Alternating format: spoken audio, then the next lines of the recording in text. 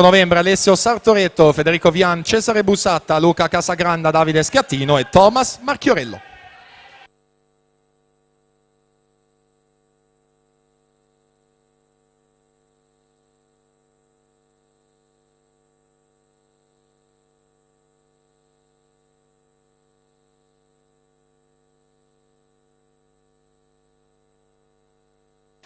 Premiazione 50 farfalla, assoluti maschi, sempre Carlo Poggiana, assessore ai lavori pubblici Comune Rosà, a consegnare le medaglie. Consegna la medaglia di bronzo al terzo classificato, Matteo Pignatti, The Hacker.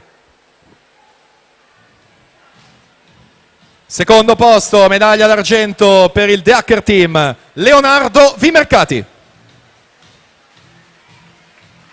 E primo, medaglia d'oro, vincitore 50 farfalla maschili per il Genova Nuoto, ha nuotato 24,77, Alberto Razzetti.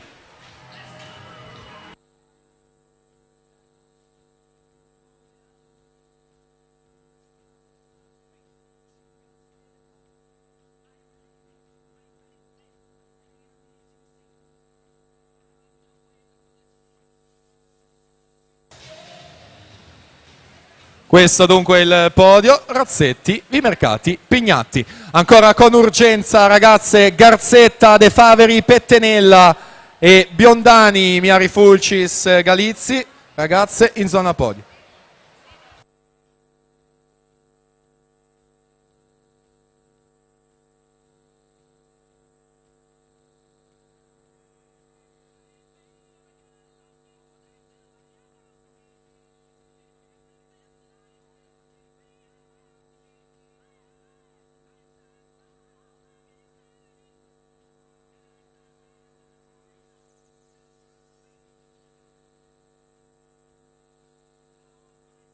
Presentiamo intanto la serie numero 6 dei 200 stile libero maschili, Andrea Pestrin 1, Matteo Barotti alla 2, Alvise Franceschini in 3, Andrea Spusetto alla 4, Sami Benomar 5, Davide Dalla Costa in 6, João Pedro Tumeleiro alla 7, Stefano Michelon in 8.